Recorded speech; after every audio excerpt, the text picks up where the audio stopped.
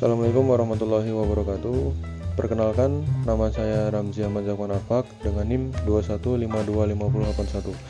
Pada kesempatan kali ini saya akan membuat video presentasi tentang produk yang saya akan buat, yaitu Ready Smoothie. Jadi, apa sih itu Ready Smoothie?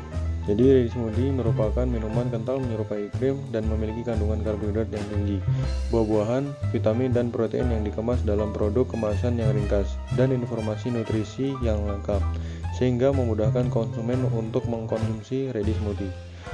Ready Smoothie sangat cocok dikonsumsi sebelum melakukan aktivitas, karena di saat itu tubuh akan menyerap seluruh kandungan yang ada dalam Ready Smoothie, sehingga aktivitas yang dijalani menjadi lebih baik dan lebih siap.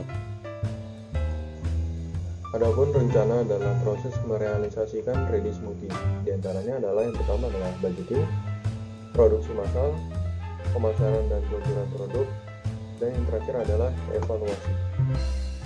Memasuki perencanaan yang pertama adalah budgeting. Saat menerima dana pendanaan, hal pertama yang dilakukan adalah budgeting. Proses ini dilakukan agar dana yang dikeluarkan sudah sesuai dengan kebutuhan dan tidak ada dana yang keluar dari luar kebutuhan yang berkaitan dengan produksi Ready Smoothie. Hal yang akan dilakukan saat melakukan budgeting diantaranya adalah menentukan prioritas, menentukan anggaran operasional, dan mengestimasi biaya tambahan. Yang pertama yaitu menentukan prioritas.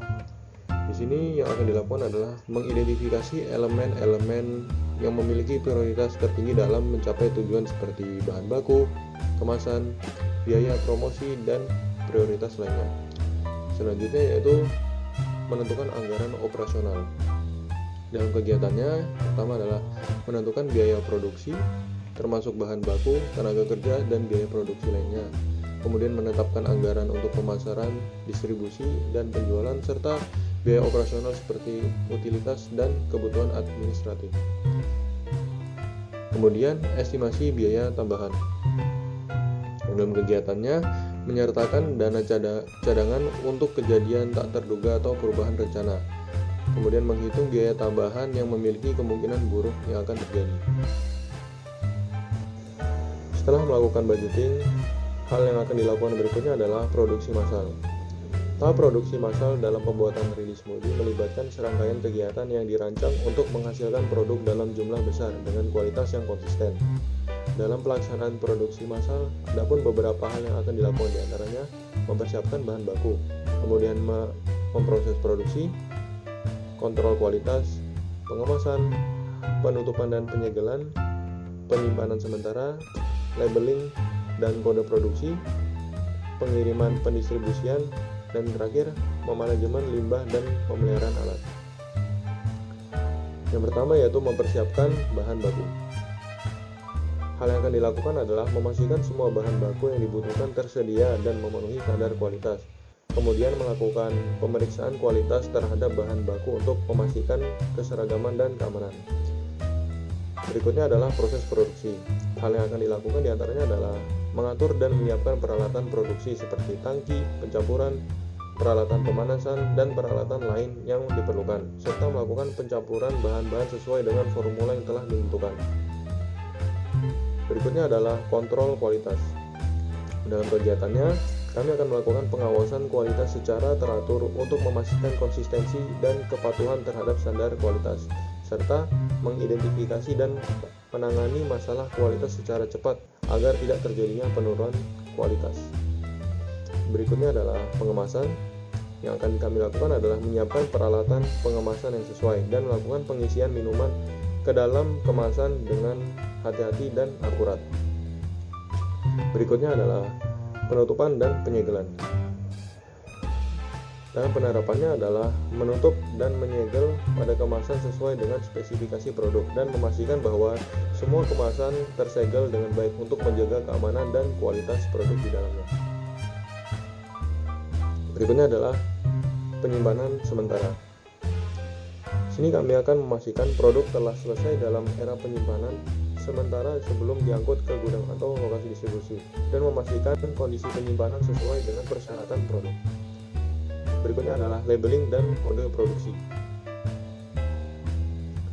Sini Pemasangan label produk dengan informasi yang diperlukan seperti merek, informasi nutrisi, tanggal kadaluarsa, dan kode produksi, serta menerapkan sistem kode produksi untuk pelacakan produk dan manajemen inventaris. Kemudian melakukan pengiriman dan pendistribusian. Untuk pengiriman dan pendistribusian ini adalah melakukan pengiriman sesuai dengan arah dan sesuai dengan rencana dalam produksi massal. Yang terakhir adalah memanajemen limbah dan pemeliharaan alat. Sini akan kami lakukan pengelolaan limbah produksi secara bertanggung jawab sesuai dengan peraturan dan norma keberlanjutan dan mengidentifikasi mengimplementasikan praktik pengelolaan limbah yang ramah lingkungan. Kemudian melakukan pemeliharaan teratur pada peralatan produksi untuk memastikan kinerja yang optimal dan merekam jadwal pemeliharaan dan perbaikan yang telah dilakukan. Setelah melakukan produksi massal, hal berikutnya yang akan dilakukan adalah pemasaran dan peluncuran produk. Pemasaran dan peluncuran produk merupakan tahapan yang krusial karena dalam prosesnya produk akan diperkenalkan dan sebagai pemilik brand harus mampu menyadarkan konsumen. Hal yang akan dilakukan dalam proses ini diantaranya adalah pertama, peluncuran produk.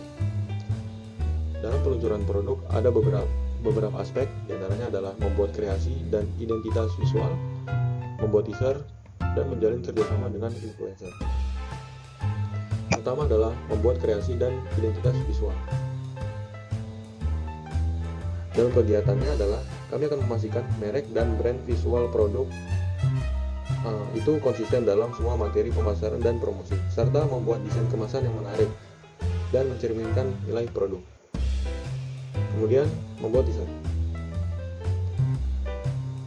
Dalam peluncurannya dengan kampanye teaser melalui media sosial, blog, dan saluran pemasaran online, serta merilis teaser gambar, video, atau informasi menarik tentang produk. Kemudian yang terakhir dalam peluncuran produk yaitu menjalin kerjasama dengan influencer. Bekerjasama dengan influencer yang sesuai untuk memberikan dukungan produk dan exposure tambahan, serta menyiapkan kesepakatan dan materi promosi khusus. Selanjutnya adalah pemasaran produk. Dalam aspek pemasaran produk terdiri dari 3 hal. Yang pertama adalah membuat konten digital kreatif, menjalin kerjasama dengan retailer atau minimarket, dan partisipasi dalam event. Pertama adalah membuat konten digital kreatif. Ini kami akan melakukan pembuatan konten kreatif seperti video, gambar, dan artikel yang menarik perhatian untuk mengambil perhatian audiens, serta membagikan cerita di balik pembuatan produk atau proses unik dalam pembangunan minuman ini. Kemudian adalah menjalin kerjasama dengan retailer atau minimarket. Di sini kami akan menjalin kerjasama dengan toko retail atau kafe dengan cara menawarkan produk dan memastikan bahwa produk ditempatkan dengan strategis dan menarik pada kafe atau toko tersebut. Kemudian yang terakhir adalah partisipasi dalam event. Dalam kegiatannya kami akan ikut serta dalam pameran dagang atau festival makanan untuk meningkatkan exposure produk. Setelah melakukan semua hal, diantaranya adalah budgeting, produksi massal, dan peluncuran produk serta pemasaran, hal yang terakhir yang dilakukan adalah melakukan evaluasi. Tahap evaluasi dan pengembangan sangat penting untuk memastikan keberhasilan, keberlanjutan, dan kemungkinan perbaikan produk serta strategi pemasaran. Hal yang akan dilakukan dalam melakukan evaluasi diantaranya adalah umpan balik pelanggan. Di sini umpan balik pelanggan kami akan melakukan analisis umpan balik langsung dari pelanggan melalui ulasan pesan atau interaksi media sosial. Kemudian mengidentifikasi tren umpan balik untuk mengetahui apa yang berhasil dan di mana ada peluang perbaikan. Kemudian adalah penjualan dan pendapatan. Pada penjualan dan pendapatan kami akan meninjau data penjualan untuk mengevaluasi bagaimana produk telah diterima di pasar dan membandingkan angka penjualan dengan target yang ditetapkan dalam rencana bisnis. Selanjutnya adalah kajian pesaing.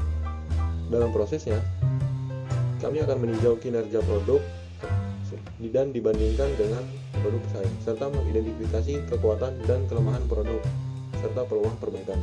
Yang terakhir adalah evaluasi efektivitas strategi pemasaran. Dalam pelaksanaannya, kami akan meninjau efektivitas serta strategi pemasaran yang digunakan dan menentukan strategi yang mana paling berhasil dalam mencapai tujuan. Mungkin sekian dari video presentasi yang telah dapat disampaikan. Kurang lebihnya mohon maaf jika terjadi kesalahan dalam perkataan serta ketidaksempurnaan. Saya akhiri. Wassalamualaikum warahmatullahi wabarakatuh.